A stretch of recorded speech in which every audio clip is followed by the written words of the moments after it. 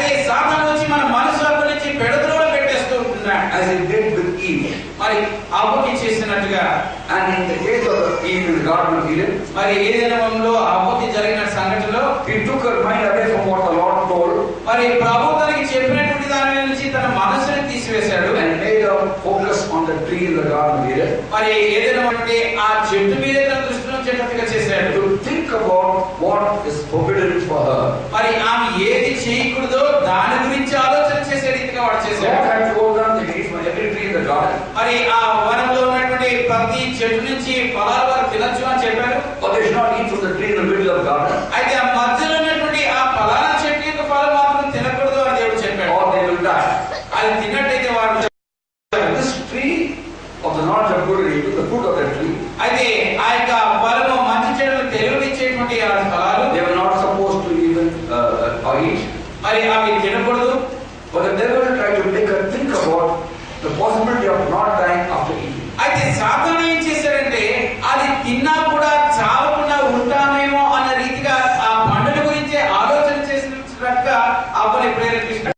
That's the first method the devil uses. మరి సాతాను ఉపయోగించేటువంటి మార్గాలు మొదటిది అది. Number one, to try to make us think about what is not for us. మొట్టమొదటి విధానం వాడిది ఏంటంటే మనము దేవుడి పిల్లలుగా ఏమి చేయకూడదో దాని గురించి ఆలోచన చేసేటట్టుగా చేస్తూ ఉంటాడు. Even by thinking about it, we lose the peace. దాని గురించి ఆలోచన చేసినప్పుడు కూడా మన శాంతిని కోల్పోతాం. Because sinning is not just an actions and words, but ఎందుకంటే పాపం అనేటువంటిది మన క్రియలు మన యొక్క మాటలు కాదు కానీ మన ఆలోచనకు కూడా సంబంధించినటువంటిది. in the Old Testament time, పాత నిబంధన కాలంలో in Jeremiah chapter 4 verse 14, ఇర్మియా గ్రంథం 4:14 God tells his people, దేవుడు తన ప్రజలతో చెప్తూ, "O Jerusalem, wash the sin from your heart and be saved." ఓ యెరూషలేమా నీ హృదయ పాపాన్ని కడిగి వేసుకొని నువ్వు రక్షింపబడు అంటాడు. How long harbor wicked thoughts? ఎంతకాలం నీ హృదయంలో దుష్ట ఆలోచనలు ఉంచుకుంటా? You know, they are harboring wicked thoughts. మరి వారి యొక్క దుష్ట ఆలోచనలు వారు హృదయంలో ఉంచుకుంటూ దాన్ని పోషిస్తూ ఉన్నారు. When you keep thinking about something that is not right, మరి సరైనది కాని లేక చెడుని మనం ఆలోచన చేస్తూ ఉన్నప్పుడు, not actions or words but thinking, మాటలు క్రియలు కాదు కానీ ఆలోచన చేస్తూ ఉన్నప్పుడు it affects the heart. అది హృదయాన్ని ప్రభావితం చేస్తూ ఉంటుంది. It affects the spirit. అది మన ఆత్మ మీద ప్రభావితం చేస్తూ ఉంటుంది. The heart of man, spirit of man is saying, not the physical heart, but the inner man. మరి మనిషి యొక్క హృదయము మనిషి యొక్క ఆత్మ రెండు ఒకటేనండి. And when there is contamination of the heart, the spirit, మరి ఈ యొక్క హృదయం ఆత్మ అది కలుషితం అయిపోతున్నప్పుడు there is no peace. సమాధానము శాంతి మనకు ఉండదు. So we should not even think about something that is forbidden. కనుక చేయకూడని దాన్ని కనీసం మన ఆలోచన కూడా చేయకుండా ఉండాలి. That's the first method that devil uses. మరి సాతాను మరి వాడుకునేటువంటి మొదటి మార్గం అది To steal that peace. ఆ శాంతిని మన నుంచి దొంగిలించడానికి He will try to make us think about what is forbidden for us. మనకి ఏది నిషిద్ధమైందో దాని గురించి ఆలోచన చేసేటట్టుగా వాడు చేస్తూ ఉంటాడు. The second method the devil uses సాతాను మరి వాడుకునేటువంటి రెండో మార్గము is to try to make us about what others have which we don't have. మనకి లేని ఇతరులు ఏం కలిగి ఉన్నారో దాని గురించి ఆలోచన చేసేటట్టుగా చేస్తూ ఉంటాడు. You are a very good Christian. మరి మీరు చాలా మంచి క్రైస్తవులు, You are following the Lord. మరి ప్రభువుని వెంబడిస్తూ ఉన్నారు. One mistake you make, ఒక పొరపాటు మీరు చేస్తారు, you get punished for it. దాని శిక్ష మీకు పడుతుంది. But there are many people in the world అయితే లోకంలో చాలా మంది ఉన్నారు, who are doing all kinds of things వాళ్ళ ఇష్టమైన పనులని చేసేస్తూ and ఉన్నారు. they seem to be enjoying life. అయినా వారి జీవితాన్ని ఆనందిస్తూ ఉన్నారు. Wicked people in the world flourish. మరి ఈ లోకంలో దుష్టులు ఎంతో వర్ధిల్లిపోతూ ఉన్నారు. I begin to wonder, మరి అప్పుడు మనం ఏమనుకుంటా అంటే, God is obeying you. ప్రభా నేను ఎంతగానో విధేయత చూపిస్తున్నాను, One mistake I make, I get punished. నేను ఒక చిన్న పొరపాటు చేస్తే నా శిక్ష వచ్చేస్తుంది. Wicked people flourish in the world. ఈ దుష్టులు ఈ లోకంలో ఎంతో వర్ధిల్లుతున్నారు, Enjoying life. వారి జీవితాన్ని ఎంతగానో ఆనందిస్తున్నారు. And by thinking about that, you lose the peace. వారి గురించి దాని గురించి ఆలోచన చేసినప్పుడే మన శాంతిని కోల్పోతూ ఉంటాం. In Psalm 73, ఆ కీర్తనలు 73వ అధ్యాయం the psalmist says in the Psalm 73, మరి 73వ కీర్తనకారుడు verse 1 and 2, 12 వచనాల్లో, surely God is good to Israel. నిశ్చయంగా ఇశ్రాయేలు పట్ల దేవుడు తన మంచితనాన్ని కనపరుస్తూ ఉన్నాడు. Pure in heart. మరి హృదయ శుద్ధి కలిగినటువంటి వారి పట్ల. But as for me, my feet had almost slipped. అయితే నా మట్టుకైతే నా కాలు జారినట్టు కొంచెమే ఎడమ అంటాడు. I nearly lost my foothold. మరి నా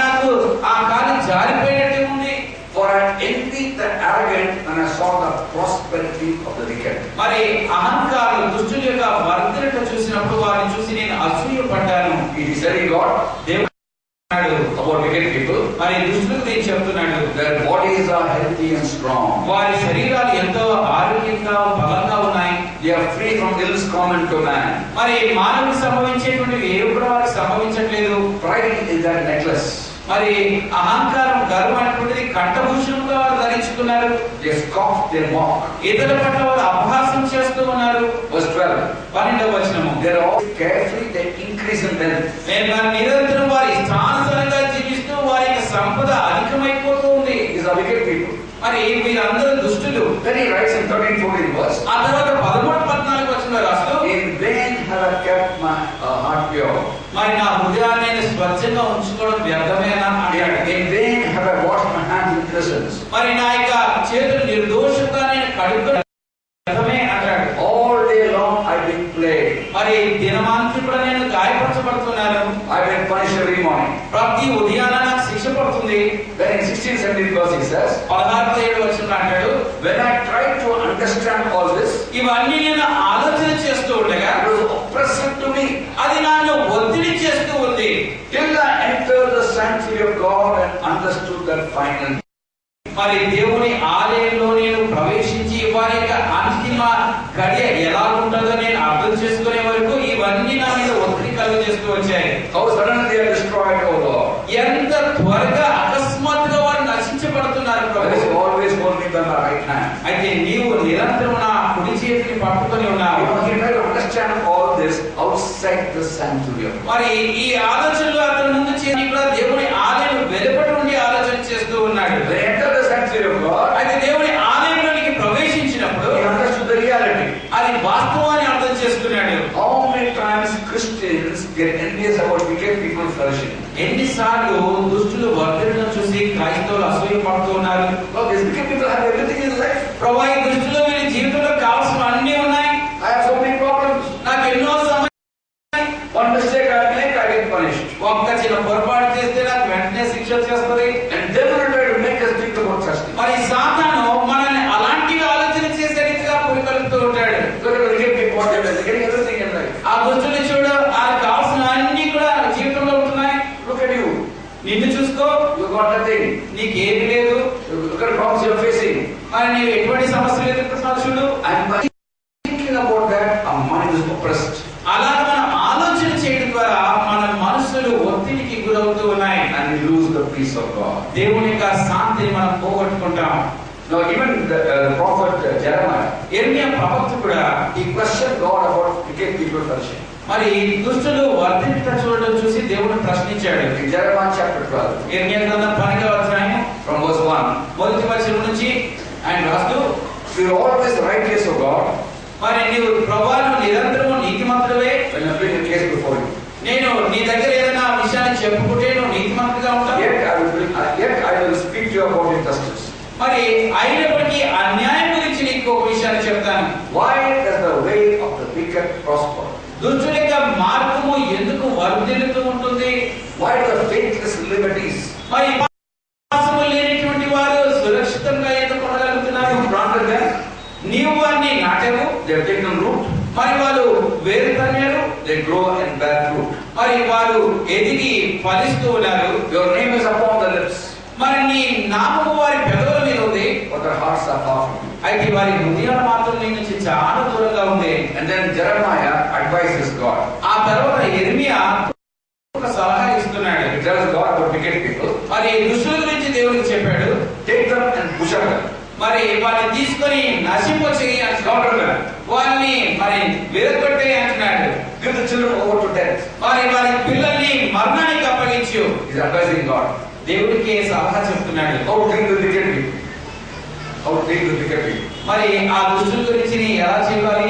They don't answer Jeremiah about wicked people. మరి దేవుడు యెర్మీయాకి దుష్టుల గురించి జవాబు ఇవ్వలేదండి. He speaks to Jeremiah about Jeremiah. మరి యెర్మీయా గురించి చెప్పాడు అప్పుడు. In verse 5. 5వ వచనము, If you have raced with men on foot and they are worn you out. If you are raced with men on foot and they are worn you out. మరి నీవు మనుషులతోని కాలినడకకు వెళ్ళి వాళ్ళు అలసిపోతున్నట్టయితే How can you compete with the horses? ఆ గుర్రములతో ఎలాగ పోటీ పడగలుగుతావు?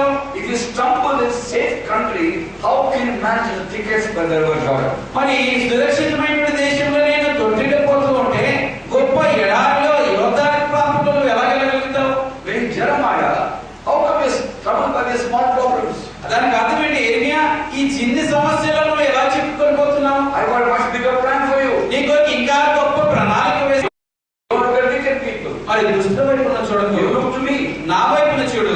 Similarly, you and me, మరి అదే రీతిగా మనం కూడా looking to God's plan for us, దేవుడు మన పట్ల ఉన్నటువంటి ప్రణాళికను చూసే బదులు, His standard for us, ఆయన మన కోసం ఉంచినటువంటి ఆ స్థాయిని చూసే బదులు, we look at wicked people flourishing, hypocrites flourishing, and we lose the peace. దుష్టులు అపహాసకులు వర్ధనను చూసి మన శాంతిని కోల్పోతూ ఉంటాం. If you look at 1 Timothy Timothy మనం చూసినట్లయితే chapter 6, 6వ అధ్యాయం verse 6, it says, 6వ వచనం అంటుంది, godliness with contentment is great gain. దైవ భక్తి మరి ఆ సంతృప్తి కలిగి ఉంటారు గొప్ప మేలు అంటాడు. Don't worry about other people. ఇతరుల గురించి మరి చింతించకనే. Don't compare yourself and say, look at the way they are blessed, so much blessed, I have no blessing. ఇతరులతో పోల్చుకుంటూ వాళ్ళని చూడండి ఎంత ఆశీర్వదింపబడ్డారో, నాకు ఎటువంటి ఆశీర్వాదాలు లేవు అని చెప్పకండి. Godly మీరు దైవభక్తి కలిగి ఉండడానికి పిలువబడ్డారు and content మరి సంతృప్తి కలిగి ఉండాలి. is great gain. అప్పుడు మీకు గొప్ప లాభం కలుగుతుంది. The devil brings his thoughts to us. మరి సాతాను ఇటువంటి తలంపులు మనకు తీసుకొస్తూ ఉంటాడు. And you and me have been given authority over our thoughts. మన యొక్క తలంపుల మీద మనకి అధికారం ఇవ్వబడిందండి. I'll talk about it a little later. మరి కొంతసేపట్లో ఆ విషయాన్ని కూడా చెప్తాను. First method అయితే మొదటి మార్గం ఏంటంటే to steal our peace. మన శాంతిని దొంగిలించడానికి He ప్రయత్నిస్తాడు. will try to make us think about what is not for us. మరి రెండవదిగా మనకి ఏది నిషిద్ధమైందో దాని గురించి ఆలోచన చేసేటట్టుగా చేస్తాడు. Number 2, to make us think about what others have, blessings which we don't have. ఆ తర్వాత ఇతరులకు ఉన్నటువంటి ఆశీర్వాదాలు మనకి లేనటువంటి వాటి గురించి ఆలోచన చేయిస్తూ ఉంటాడు. Number 3, మూడవది to make us what we think we're going to have in the future, what we won't have. మరి భవిష్యత్తులో మనకి ఏం జరుగుతుందో అని ఆలోచించి అది కలగకుండా ఉండడం గురించి ఆలోచన చేస్తూ ఉంటారు. What are those? అవేంటి? Imaginary problems, మనం ఊహించుకునేటువంటి సమస్యలు,